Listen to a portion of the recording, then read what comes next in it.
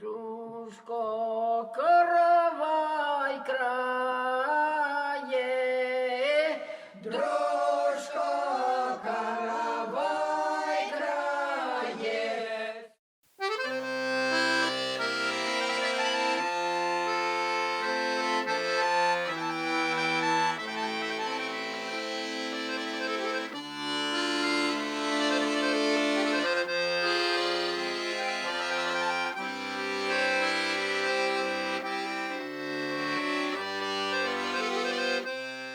Фольклор невозможен без быта народа, которому он принадлежит. Поэтому программа «Каравай» сегодня в гостях в доме-музее купца Мулина.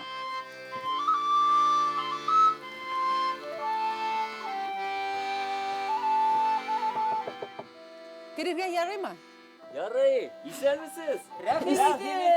Добро пожаловать! Сәмсіз.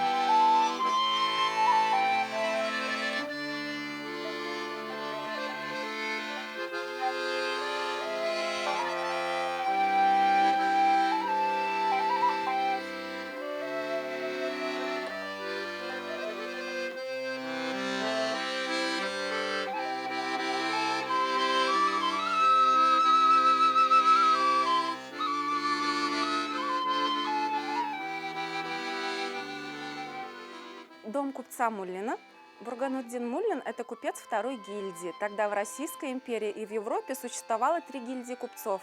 Первая гильдия – самые богатые, они торговали оптом и в розницу с другими странами. Вторая гильдия – внутри страны оптом и в розницу. Третья гильдия – мелкие купцы. Бургануддин Муллин, как я сказала, это купец второй гильдии. Он торговал сахаром и чаем, за что его прозвали сахарным королем. Дом этот называли сладким домом. Магазин его был под нами, на цокольном этаже дома. На этом этаже он жил с семьей, а мансарда для гостей и для прислуги. У Муллина не было своих детей, Бог ему не дал, поэтому он усыновил мальчика из деревни. Это был его единственный наследник Джалялиддин. Вот как раз портрет его приемного сына Джалялиддина и его супруги. Музей расположен на одной из самых аристократических улиц Старо-Татарской Слободы – улица Каюма-Насыри, в непосредственной близости от озера Кабан. Дом и флигель Муллина построены в конце XIX века. Это типичный памятник татарского народного зодчества. Музей в этом доме основан в июне 2018 года. Ну, например, возьмем вот такой инструмент. Это старый этнический татарский курай, так называемый, с 2 музыкальными отверстиями. Да. Вот. Вот когда слушаешь, довольно звучит как-то своеобразно, так скажем, да? Потому что здесь пентатоника.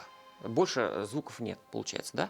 На 5 звуках. То есть, основываясь на 2 вот этих основных клапанов, можно сыграть диапазон всей мелодии, татарской мелодии, которая основана на пентатонике. Да. А почему мы играем именно на этом инструменте? Потому что, вот, например, композиция баит, так называемый, сок-сок, она именно очень древняя, старинная песня, и она очень хорошо идет с этим инструментом. Инструмент тоже старинный, то есть они как бы перекликаются. То есть мы благодаря этому инструменту окунаемся именно в ту эпоху. Вот здесь мы, обратите внимание, оставили композицию, в каком ключе она могла бы исполняться в те времена. То есть там можно было добавить и баян, и далее какие-то музыкальные инструменты, но мы сохранили аутентичность именно этой композиции.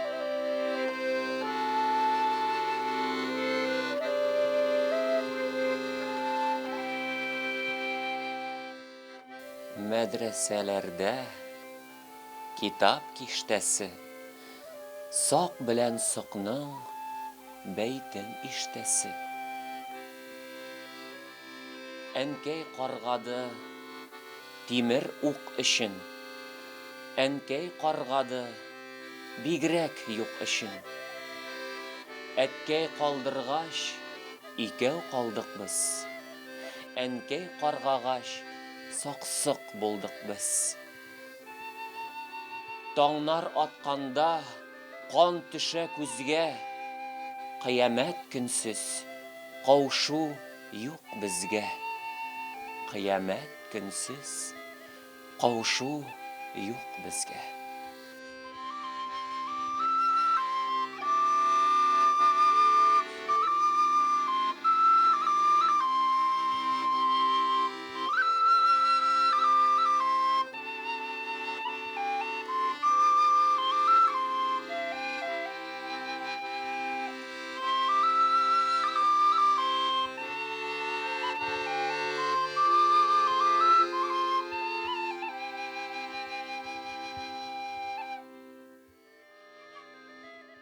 В историческом здании воссоздана атмосфера быт татарского народа конца XIX – начала XX веков.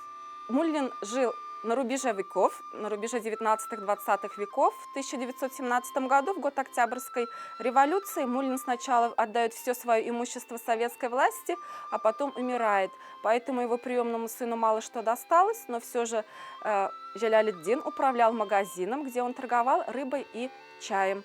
Вот этот стул, кстати, у нас достался от Бургануддина Муллина. Это его стул. А вот эти два стула – это стулья купцов Апанаевых. Ближайшая мечеть Мержани, еще неподалеку есть следующая мечеть Апанаевская. Апанаевскую мечеть построил Юкуп Султан Галеев. Если говорить современным языком, это первый мэр Казани, глава городской ратуши. Построил Юкуп Султан Галеев, а содержали уже Апанаевы, поэтому она называется Апанаевская. Обычно мечети называли именами либо тех, кто строил, либо тех, кто содержал. Мы застали, наши ученые застали этот инструмент в деревнях, нашли такие инструменты, которые играли лет 150-200 назад. Сохранились такие инструменты. Действительно, инструмент сделан из рога бычка. Это часть из дерева, из тех материалов, которые есть поблизости, которые играет музыкант. По-татарски этот инструмент называется сорнай. Да, сор – рог, най – камыш. В этом случае рог и дереве. Это более практичный музыкальный инструмент. Дольше играет. И нужно сказать, что тоже как татарский коллектив мы этот инструмент используем как свой национальный музыкальный инструмент. И некоторые скажут, ну это не было у нас. Было у нас. Просто временами некоторые инструменты терялись в обиходе. То есть из-за сложности его, допустим, изготовления, допустим, да, или вытесняют другие современные инструменты. Более легкие в исполнении инструменты, допустим, тоже можно так. Ну, вот этот инструмент, наверное, все-таки больше как ассоциируется как русская народная жалейка. Да. Но можно обобщенно сказать, это музыкальный инструмент народов Поволжья. То есть вот и марицы, и чуваши, да, то есть все играют такой инструмент, и татары сорнай.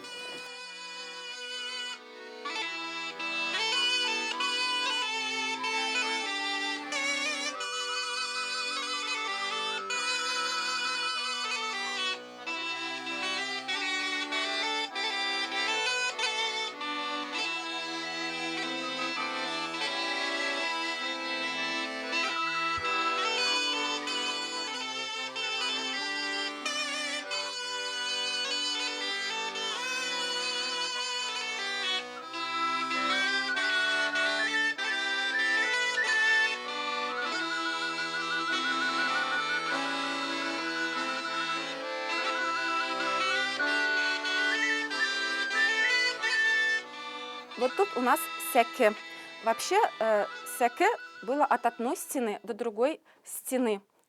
Ночью стелили перина на секе и спали, а днем перина убирали и использовали как стол. Готовили еду, ели, пили чай, занимались разными ремеслами, вязали, вышивали. В общем, вся жизнь проходила на секе, и даже когда появились стулья, стулья носили чисто декоративный характер для красоты. Все равно продолжали пользоваться секе.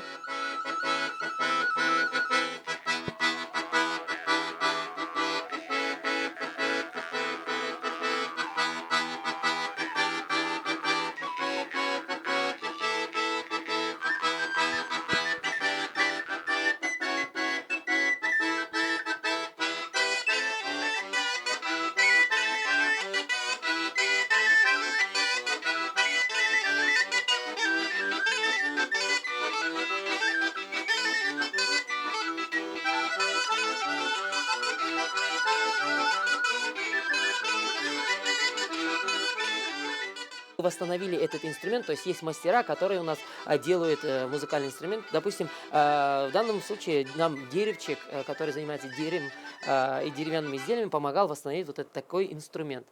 Да.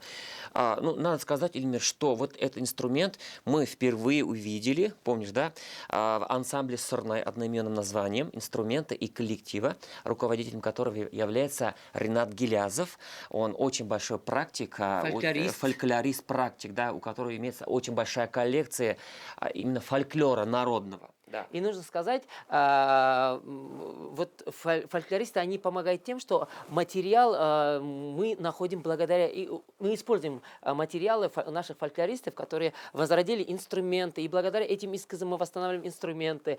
Разноплановые жанры. Жанры, да. Именно материалы, как это все должно было использоваться. Допустим, очень интересно, что марийцы играют по-своему, мы, татары, играем по-своему, и в итоге слушаешь, это же вроде наш татарский сырнай.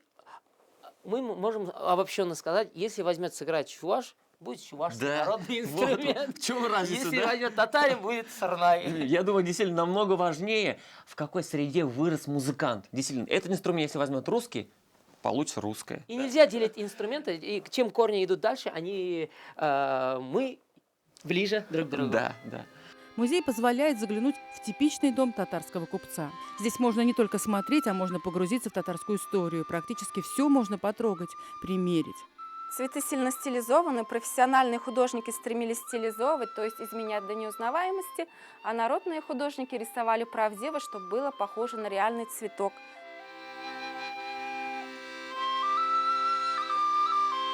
Эти мотивы остались еще со времен Волжской Булгарии. При раскопках обнаружено, что в городе Булгар минареты мечети, надгробные камни, бронзовые зеркала, топорики, ювелирные изделия как раз украшались мотивами тюльпана и гвоздики. Это у нас фотография сапожка начала 20 века. Такие сапоги называются ичиги. Раньше они делали с отворотами, потом стали делать вот так с ровным краем. Вот это сердечко, у всех народов сердечко, а у татар это орнамент, цветочек. Вот эти сапоги уже производства Советского Союза, их выпускал Арск-Орща, районный центр. В чем особенность таких сапог? В том, что вот эти детали, орнамент, накладываются не сверху, как аппликация, как на ковбойских мексиканских сапогах, там сверху пришивается, а тут обувь собирается по типу мозаики, по типу пазла, и называется мозаичная обувь, мозаичный узор.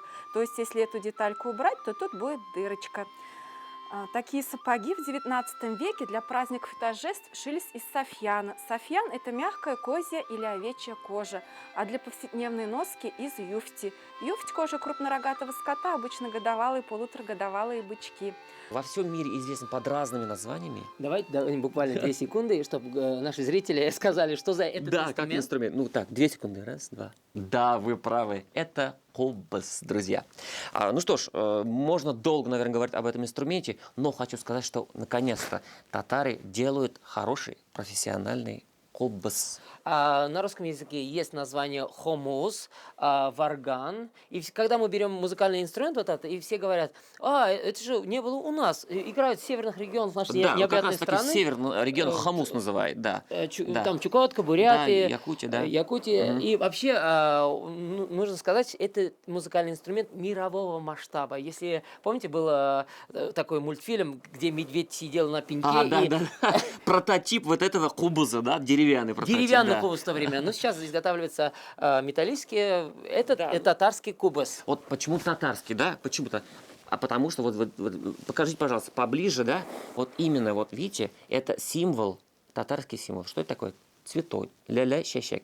Называем, да? Символ рассвета? Да, символ рассвета. Пару звуков сразу. Давайте.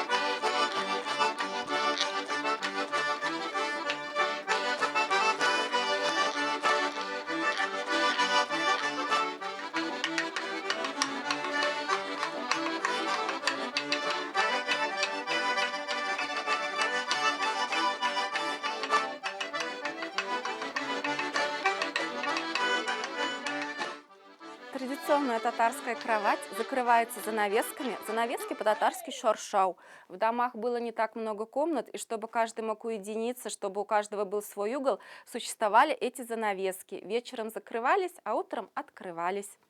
Татарки много времени проводили дома и очень любили вышивать. Они очень хорошо вышивали. Татарскую вышивку называли живопись иглой.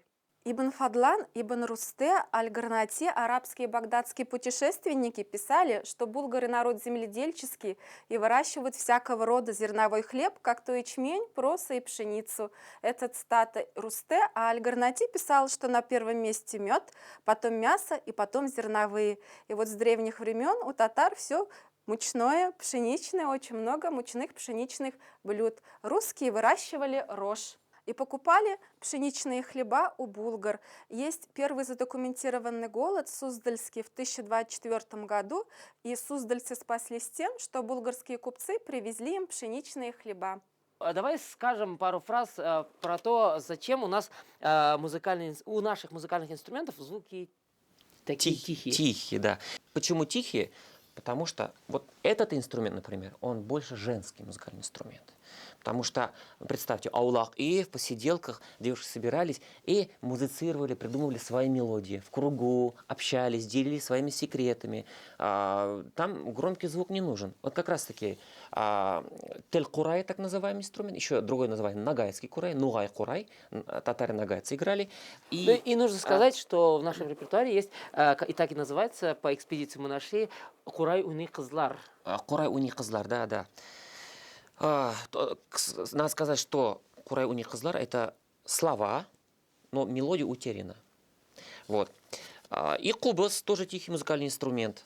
Это один из немногих инструментов, которые дошли до сегодняшних дней. Вот. А остальные музыкальные инструменты, они канули в лето. Но нужно добавить, что при ханских дворцах там были музыканты, которые играли такими громкими шумовыми инструментами, там барабан, начиная до смычковых. Да, ты прав. И да. это все утеряно. И был такой период, когда нам не удалось сохранить именно эти музыкальные инструменты, навыки этих инструментов, именно самый главный характер и стиль образца, как нужно играть на этих инструментах.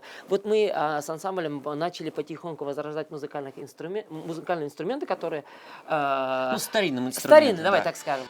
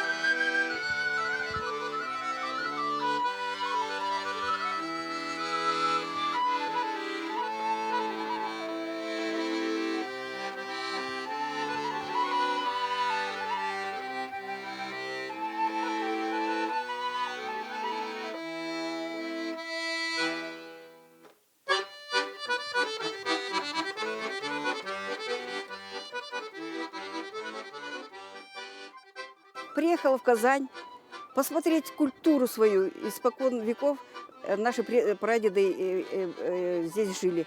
По Столыпинской реформе уехали в Сибирь. И 11% только вернулись обратно.